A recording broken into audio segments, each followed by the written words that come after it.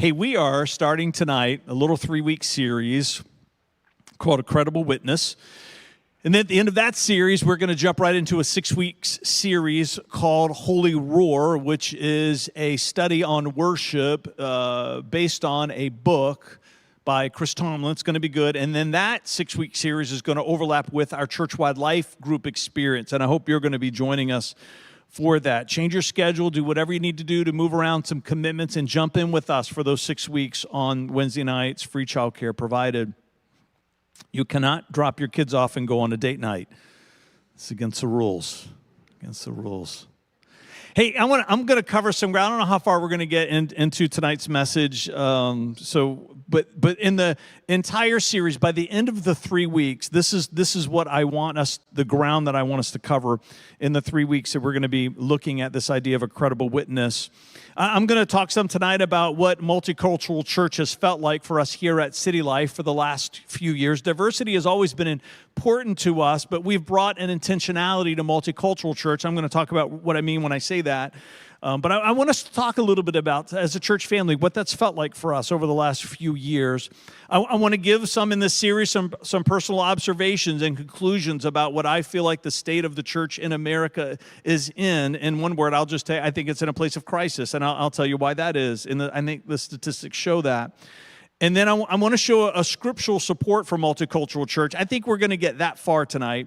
We'll see. But a scriptural support. Multicultural church is not a new modern idea. Multicultural church is not a social construct. Every week I write a little description that goes on the website with the sermon that posts on our webpage. You can go there. As you scroll on the website, there's a little box that says sermons. You can click on there and you can get our sermons there. You can also get the notes. The notes are online every week, or you can go to our YouTube channel.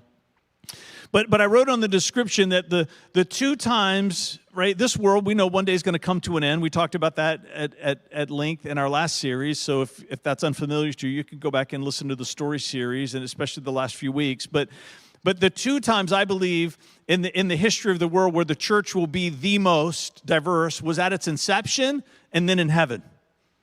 The church was the most diverse that it's ever been during the first century. And somehow we lost it. And we're going to talk about what the title of this series is about. That's going to be a part of every week. We're going to talk about Mark DeyMaz's 7 core commitments of a multicultural church. If all of this language is new for you, this book is amazing. Can I get a close-up right here for people that are watching online at home? Is that good? Awesome. Building a Healthy Multicultural Church by Mark DeyMaz. And then at some point in the series, too, we're going to talk about 3 C's, 3 words that I've been teaching here for the last couple of years, that if we are going to be a church that experiences healthy diversity, there's celebration, there's consideration, and there's collaboration. And then we're going to be talking about what those 3 words mean. So let's jump in it tonight. Let's jump in tonight. Let's talk about what multicultural church has felt like to us. Now, all this first part, this was all added by me in on Friday. I was walking with a good friend of mine, David Ballard, on Thursday. We get together and go for a walk every now and again and see how we're doing. He's been a part of the church for a long time. We've been friends for a long time. And towards the end of that walk, we were walking on the trails at Newport News Park. If you go there, make sure you walk with someone who knows where they're going, because if not, I would still be lost on that trail somewhere now. It's the convoluted trails ever. So you pull up a map, and you're like, how is anybody supposed to ever find their way around this trail? So I just go where David's going. And so towards the end of the walk, we began to talk about this series. I was telling him that, just picking his brain. This is what I'm thinking, the direction I'm gonna go in, and just getting his thoughts. And he began to share what multicultural church has felt like for him personally. I got his permission before this week to share this, and so he said, sure, absolutely. If it can help others, then share. And so as we were talking, we kind of stumbled into these various word pictures of divergent lines. And the more we talked about it, the more excited we both got, because we realized, I think we're figuring something out. We both began to put words to something that we had felt. And I think that as you see these slides and as we work through them, I trust that you're going to say that that's how it felt for me too. And so let's look at this next slide. I think when we came here in 2007, the church was about a year and a half old. Again, we weren't familiar with the term multicultural church, but I think most churches were familiar with this idea of diverse church. And these lines represent, that middle line, the blue line, because it's City Life Blue, represents the church and the direction that we're going in and things that we believe in and preferences that we have and ideas and thoughts about how to do church. And then each one of the other lines represent white culture, and then the other line represents other cultures that are not white. And there was some diversity in the church, but not a lot. But even the diversity that was there, we were kind of all really closely aligned with what we thought, how we acted, what we believed. We weren't perfectly aligned, because you're never really perfectly aligned, right? You with me? But we felt really close, really close. And then as years went by and time passed, the diversity of the church began to grow. Now, diversity is not just based on ethnicity. Diversity is also based on season of life. Did you know that? Right? If you are a single adult here right now, you've got cultural norms that are important to you, values that you have that matter to you, that are very different from a young family that's got 4 kids. You with me? Church, you got different needs for church. Did you hear Pastor Davey's like, You got different needs for church. All right, life flows differently than you. There's generational culture. Right? If you're old like me or if you're young like them, when I go to bed and when they go to bed are 2 different things. You with me? Right? And that's not just true for life, it's also true for church. You have different expectations. You've got different preferences. How loud it is, how loud it's not, the kind of music, all of that, right? You're tracking with me? It matters. Let's go to the next slide. So as the church began to grow, this picture begins to make sense, doesn't it?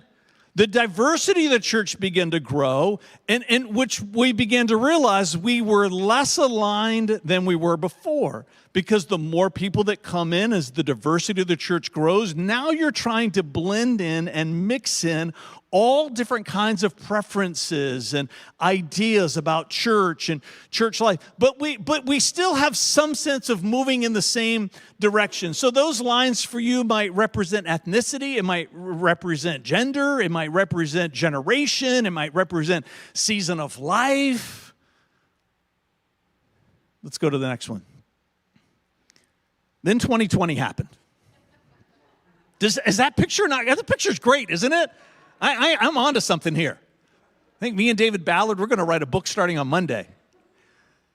Now, can't for the life of me think of what happened in 2020. Oh yeah, a presidential election. The most divisive political national election I think that happened in my lifetime, I would argue in modern history. Overlay that with a global pandemic. Overlay that. You want to talk about something that amplifies our differences. A global pandemic and political crisis, right? It amplifies all of our difference. Now, all of a sudden, it feels like, right, because people begin to talk about, we were all very vocal, all collectively, right? We're talking about what life is like. And then all of a sudden, church can feel like this. It feels like now everybody is moving in completely different directions. It feels like we're not aligned together anymore. Now, unless you're from another planet, every single person wants to pull away from that. Because there's nothing about that sets our hearts at ease. You with me? Right? Our humanity is not set up to deal with this kind of conflict. Our humanity is we're not prepared emotionally or spiritually. Even if we are perfectly emotionally healthy, and even if we are setting the standard for spiritual maturity, there is something inside of us that wants to pull back from this experience. I didn't have this picture until this week, but I've sensed that feeling in the fall of last year. So around this time last year, I began to pray for some direction, because I knew our church just felt misaligned with one another. And that's when God began to speak to me about a new vision, which I'm gonna give it to you again, but we launched that at our anniversary service at the end of January last year. A new mission, a new message that was central to the church. Soon after that, we moved into a little mini series on 4 core values. 3 of them had always been a part of our church, and we added a 4th. So we did every week we did one on each one of those core values. And then we did a sermon series from March 19th that we just wrapped up. Longest series that we've ever done in the history of the church, based on the message, a gospel-centered message. The reason for that now, which I can see, which is why God was leading us in that direction, is that he was trying to give us some things that were going to realign us. He was trying to plant some things in this church that were going to have a gravitational pull that would draw us all to a place of something shared. Listen, this is important. Not to eliminate this, because I don't think that's what God's plan is.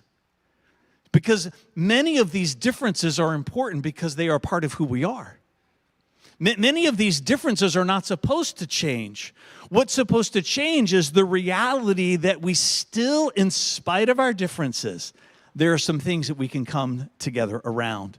There's something that can unify us. Let's go to the next slide. So this next slide, is you'll see the blue line disappears from this chart. So I'm 8 months in to a 24-month strategy to bring realignment to our church as a congregation for a shared common experience. Not to eliminate how we're different, not to eliminate the things where we're not aligned, but to bring back some sense of prominence for how we're aligned. Let's go to the next slide. David Ballard sent me this one on Friday. I'm sure it was on his lunch break, if his boss is listening. Just saying. This is good, isn't it? He was saying another way you could show that, Fred, is that the church provides a boundary of common experience. Not to hem us in, but a boundary of shared experience. Because see, the slide that was earlier that showed all the misdirection, if that's all that you see, at some point you begin to feel like you're on such a divergent path, you cannot walk with the church or with people. But when you begin to realize that there's room within the boundaries of the shared experience for your differences, you realize it's okay to stay misaligned with one another as long as you're aligned on other things that really matter. You tracking with me? And so as you'll notice also, these lines begin to take up different positions, meaning that when you go through traumatic things like political discord and a global pandemic, sometimes your mind changes about things. That's part of life too. Sometimes you find that you've got different ideas about certain things. Others, maybe you become more entrenched and you find yourself you're on a little bit of a different plane and you end up in different places. But the question is, are there things that we can say, we're going to come together on this? Let's go to the next slide. It's a powerful imagery, is it not? If you don't think so, lie to me. All right.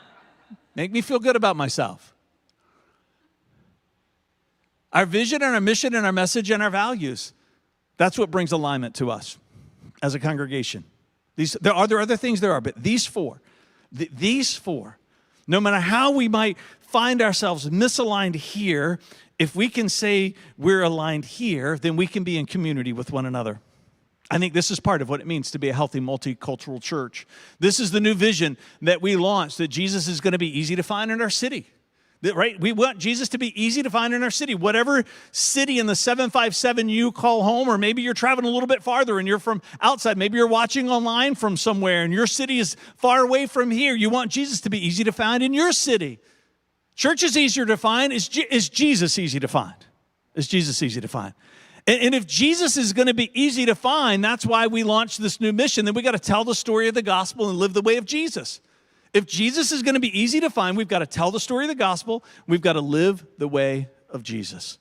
Now, we just did that long series from March all the way through August on telling the story of the gospel. What is the ultimate, what's the meta-narrative of the Bible that we can all agree on? And then I shared with you at the end of last week that for each quarter in the year of 2023, we're going to do one quarter on each of the 4 parts of our discipleship model. I'm not going to go over that again tonight. You can listen to last week, but that's what we call about living the way of Jesus. The way of Jesus is obedience, his character, his beliefs, and then also his peace.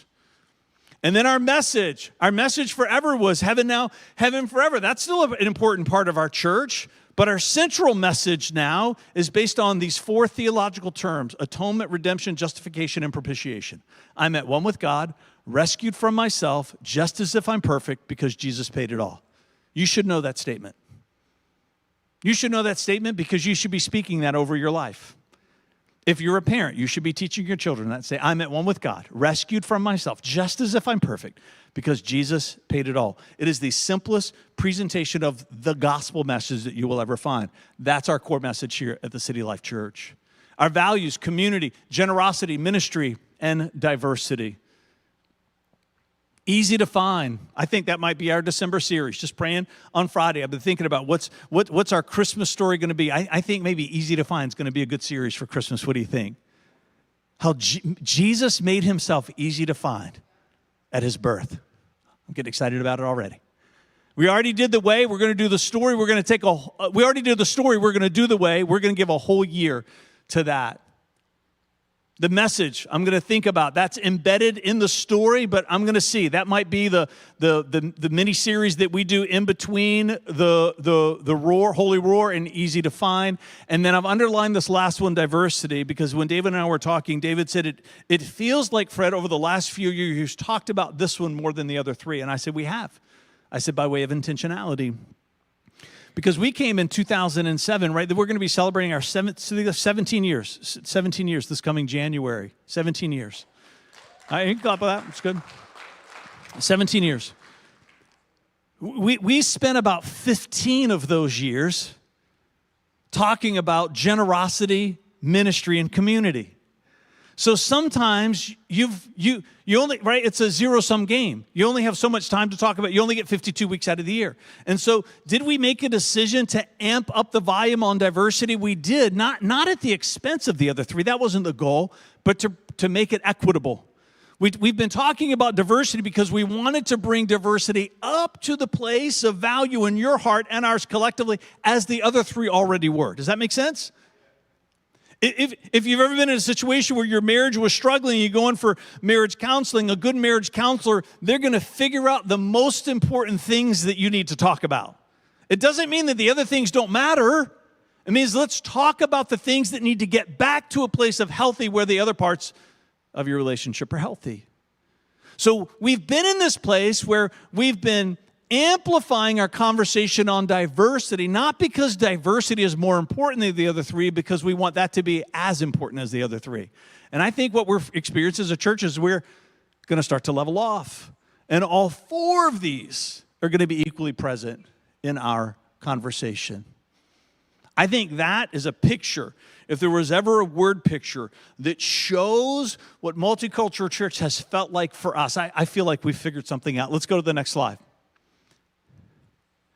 This is never supposed to go away. I want you to hear me. That's part of what multicultural church is about. It's one of the reasons why if you were to read this book, you'll find that most churches aren't trying to do multicultural church because this is hard. It's hard work. But that's never going to go away. But what we aspire for is the next slide. Come on, that's good, isn't it? In spite of our differences, we all are moving together in the same direction because we're aligned with our vision and our mission and our message and our values. All right, I'm going to give you my email address, fred@citylifeva.com, fred@citylifeva.com. If you're watching online or if you're here tonight, because we don't have time to, because I got other things I want to say. So we don't have time to do Q&A, but if you have questions or observations about what you just saw, I want you to email me this week, and then I want to pick a couple of them. You can remain anonymous, but I want to pick a couple of them and share them at the beginning of next week's message. You tracking with me? Fred@citylifeva.com. Because I think this is going to be a part of, for us as a church, this is going to be a conversation we're going to be having with each other for a few months. Right? Things that you might add to that picture, things that might be missing. If you've got questions, let's have a conversation with each other, because that's also part of this idea of multicultural church. The church in America. Somebody say the church in America. In 2006, a group called Mosaics, with an X at the end, set out with the goal of seeing 20% of churches in America reach 20% racial diversity by the year of 2020. Right? So by the year of 2020, 20% of churches would have 20% racial diversity. And in 2020, when they released their data, that goal had been realized.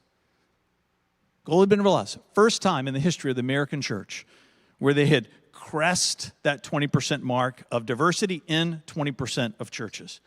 Which is still astounding, and because you realize the opposite number of that means 80% or not. 80% fall into the category of homogeneity or sameness, which means that by their definition, there's less than 20% diversity in that church. But this is one of my questions, and I'm going to talk about why I feel this way. It's not just because I am a pessimist, because I am a little cynical. Okay, maybe I'm a lot cynical. But I want to know is, did you do something on purpose or not? And I think that's true when we misbehave, but also when we're doing noble things. I think that question matters. Like when our kids were little, if we come into the playroom because Ethan was crying because he had a knot on his head and there was a wooden block on the floor, and he says, Derek hit me with this. But we come to find out it's because Derek was playing a game where he was throwing wooden blocks into the toy box and Ethan just happened to walk by at the wrong time. Nobody's getting punished. Does that make sense? Because it's not on purpose. If you are a parent, you're asking your kid that question 40 times a day. Did you do that on purpose? Did you do that on purpose? Now, the week prior, it might have been a different story. Maybe Derek's the one that's crying and he's got a lump on his head because he took Thomas the train from Ethan, and Ethan, like any other me show, picks up a wooden block and bops you in the head. You're not taking stuff from me, right? Then people are getting punished. Because somebody did something on purpose. I think one of the reasons why churches became more diverse, I think some was on purpose, but I think a lot were not. I think a lot of churches moved towards diversity because the world around them was changing. Neighborhoods over the last decade have become more diverse. Schools have become more diverse. I think some churches became diverse because their context became diverse, which means they weren't prepared for that diversity. I think some churches became diverse because of white flight. White flight's a real thing. It happens in the real estate world, right? When neighbors, people of color move in, the statistics show that white families have a tendency to move out. Same things happen in churches. When dominant culture people, and it can go both ways, whatever the dominant culture is, if there's a huge influx of people that are different from them, the dominant culture tends to leave, at least a percentage does, which, right, you realize that drives the number. It doesn't really mean they're becoming more diverse for the right reasons. It just means the dominant culture people are leaving because they feel threatened by the others that are coming. Listen to this number right here. In 2020, when they did this research, the percent of black people attending multicultural churches reached 27% in 2012. Right, that's what they found in 2020 when they looked at they've been doing the study for a long time. When at the end of 2020, they're compiling the data, they realized it spiked. There was this huge peak in 2012. The percent of black people attending multicultural churches rose to 27%. It's historic. After 2020, it dropped down to 21. Now you might say, well, that's just 6 percentage points. 6 percentage points with this kind of data and this kind of population is massive. It's massive. Something happened in 2020. Political discord, global pandemic, things that amplify our differences. And that amplification of differences, because many churches, ours included, we did some things right, but we did some things wrong, right? None of us were prepared for the things that happened. Listen to this article in Christianity Today. This is by Corey Edwards. They were having a conversation with a pastor that was sharing the dream about being a multicultural church, and Corey Edwards, right, but I wasn't buying it. Having studied multicultural churches, I knew he was in for a rude awakening. I shared some of what I discuss in my book, The Elusive Dream. I've not read this one, but this one might be my next one. The Elusive Dream, The Power of Race in Interracial Churches. Multicultural churches tend to mimic white churches in their culture and theology. Whites are not comfortable with black church culture or addressing the elephant in the room, which is called race. We've experienced that in our own church. Multiracial churches work, that is, right? This should not be revelatory for anyone, right? This is not disputed facts here. Multiracial churches work, that is, remain diverse to the extent that their white members are comfortable. It's real. In any Barna research, any respectable sociological Christian group out there that's doing research and study have all come to these same conclusions. All come to these same conclusions. So that number dropped because in 2020, people began to realize we're not aligned and not everybody is welcome. And so minorities began to drift back into the places that are familiar. Listen, this is interesting. The Pew Research Center, they've also done a study. And in this study, they looked at church over a certain period of time. Listen to this. The religious landscape of the United States continues to change at a rapid clip. This is one of the reasons why I would use crisis for the state of the American church. This isn't true for all over the world. These studies are about American church. In the Pew Research Center telephone surveys conducted in 2018 and 2019, 65% of American adults described themselves as Christians when asked about their religion. Down 12%. That's massive. Down 12 percentage points over the last decade. Meanwhile, the religiously unaffiliated share of the population, consisting of people who describe their religious identity as atheist, agnostic, or nothing in particular, now stands at 26%, which is up by 17% over the same time period. You realize, right, both of those trends are moving in the wrong direction. Less people are identifying as Christian, and more people are identifying as atheist, agnostic, or nothing. Now, you might say, if you've been paying attention, you might say, well, Fred, if multicultural church has been on the rise and Christianity has been in decline, maybe the problem was multicultural church. Is there a causal relationship between the two? This is my answer to you. I believe churches in America are in decline even while the diversity of congregations are on the rise, because people who are coming to churches in search of a gospel message that promises reconciliation are finding churches preaching a cross that reconciles us to God, but is simultaneously failing miserably at being reconciled to one another. Simply put, we lack a credible witness. Someone said, oh, that's a sermon series title. Yes, it is. Yes, it is. I'm going to read that for you one more time, even though I know it's on the screen.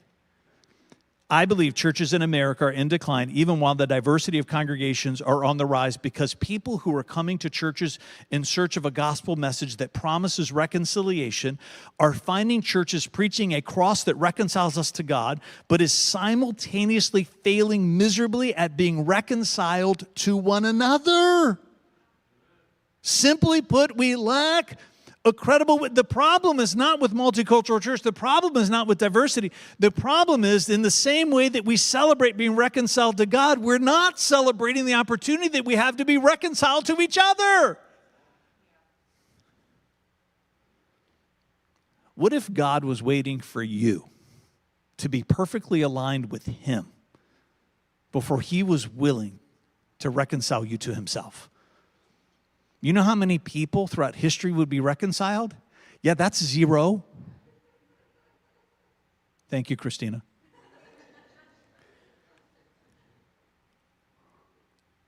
Romans 5:8. God commended His love toward us in that while we were yet sinners, Christ died for us. While we were yet sinners, Christ died for us. Multicultural church in Scripture. Somebody say in Scripture.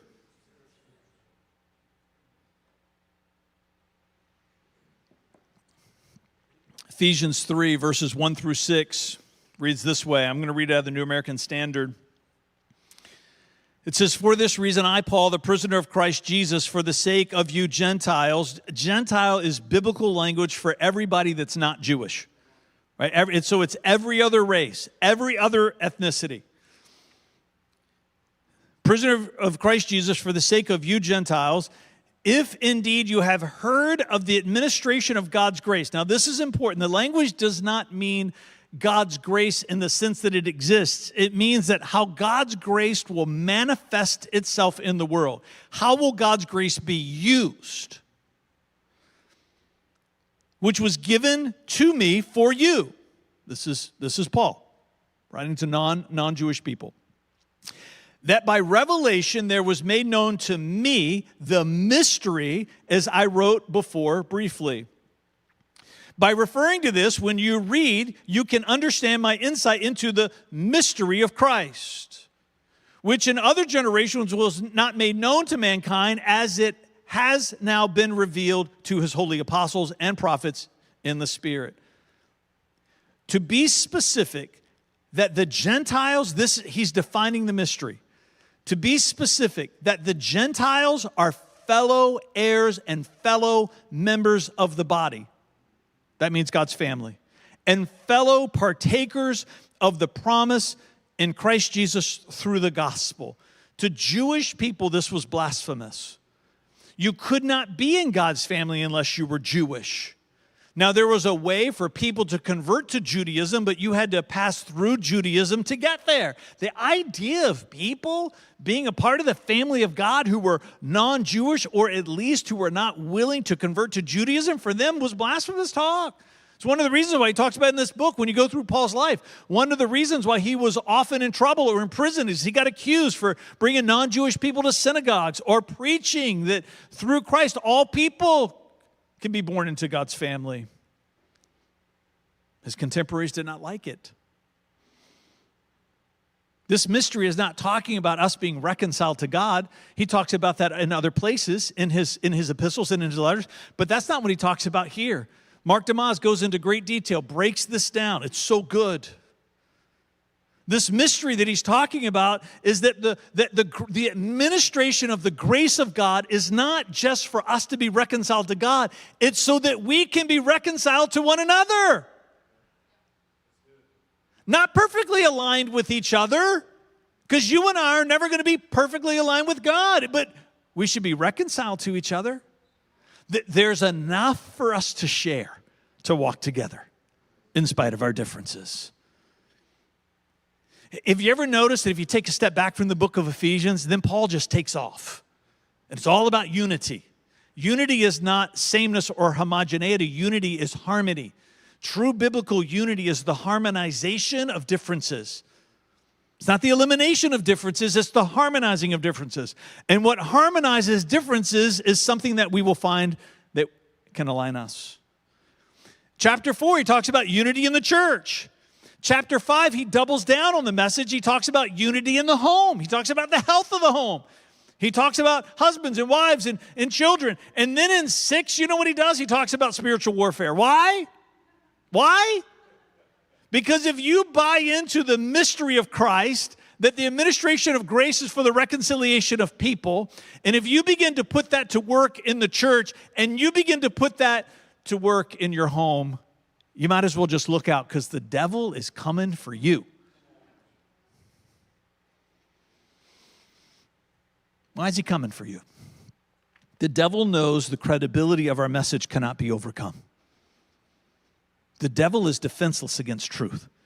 He knows that the credibility of our message cannot be overcome. Is deception, can that be at work? Sure. But he's gonna make very little ground. The message he can't overcome, but you know what he can? The next best option is to destroy the credibility of the witness. Destroy the credibility of the witness. And I think that's part of his plan for the church today. And I would say he's finding far too much cooperation from us on the inside. Revelation 12:11 says, and they overcame the enemy, overcame the devil, Christians, by the blood of the Lamb and by the word of their testimony, loving not their lives even unto death. They overcame by the blood of the Lamb, by the word of their testimony, loving not their lives even unto death. This idea of loving not their lives even unto death wasn't just about them being willing to die for the message of the gospel. I think it means, if we understand the Bible in light of itself, which is an important hermeneutical principle, that it is also talking about loving not our lives even unto death, meaning that I'm willing to find where I am aligned with you, even if that costs me something. Loving not their lives even unto death wasn't just talking about being willing to be martyred physically. It means that they were willing to die to self, willing to walk with people who they were not in perfect alignment with about politics and about doctrine all the time. And that list goes on and on and on and on, that they were willing to die to self just a little bit, not lose themselves, not give up their differences, but they're just willing to say, I'm willing to focus a little bit more on where we're aligned than where we're not.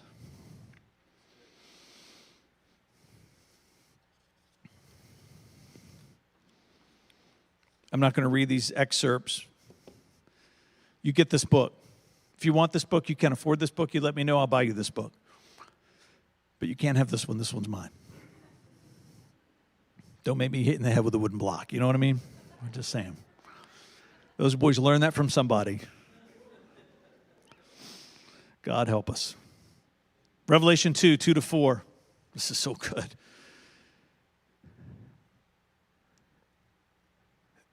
The first part of Revelation, we realize, right, is not apocalyptic. The first part of Revelation is John being given a message for these churches.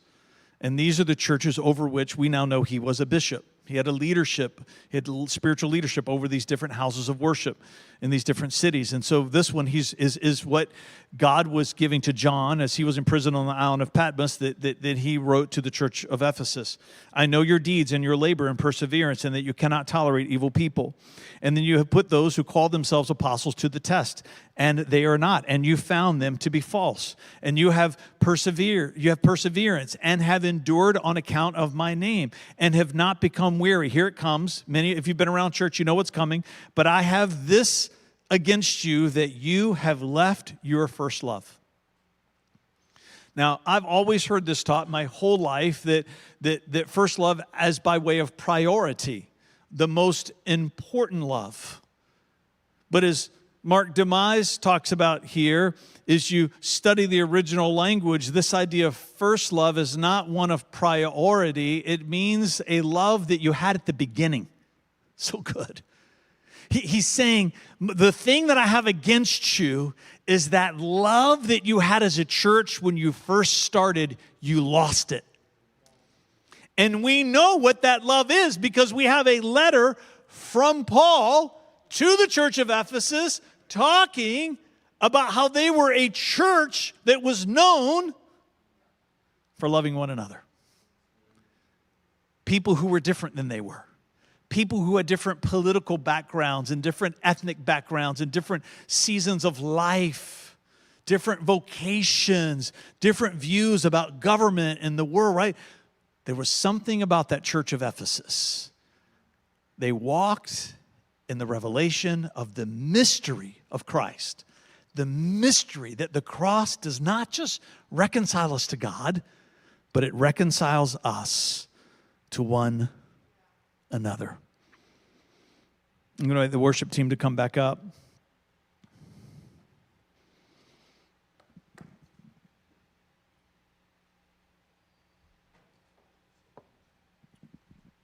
I'm going to invite you to stand with me.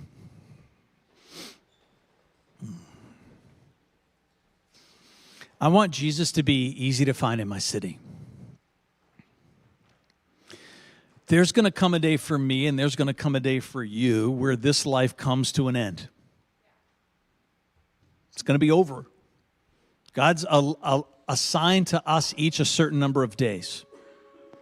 Can I just tell you one of the dreams that I have for my life? is that by the time it's over, I want Jesus to be easier to find where I've lived than he was before.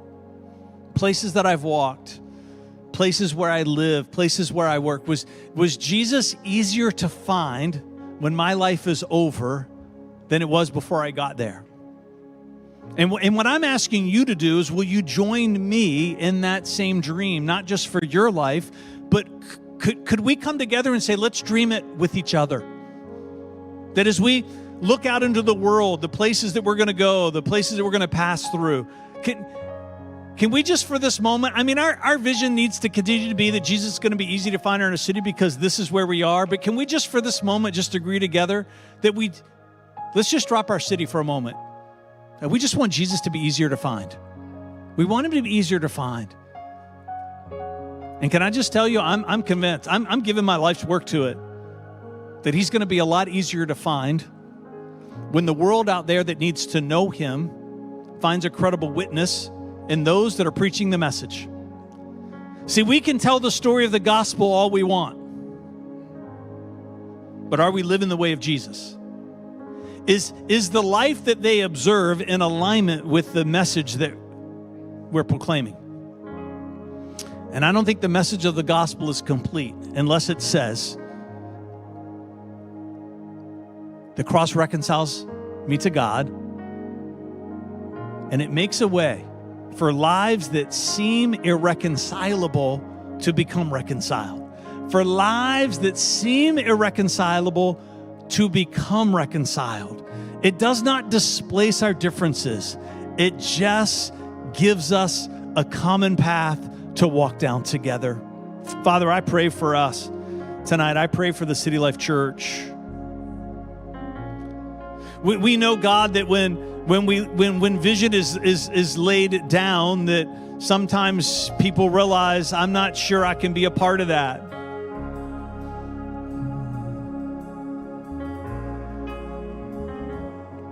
But God, I'll say in this moment, I'm sure glad you're calling me to be a part of it. And I pray that you would stir in every heart that's listening, every heart that's watching, that picture of all those lines that seem divergent isn't going to remind them of why they need to keep pulling away, but they're going to think of all those other pictures, and it's going to remind them why they should stay.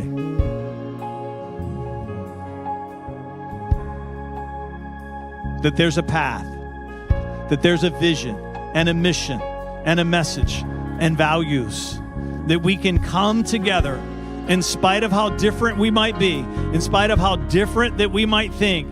And we know, God, as divisive as the election was in 2020 and as tragic as the global pandemic was, God, we know that in our future, there's going to be more things waiting for us that amplify our differences. But God, help us to be ready.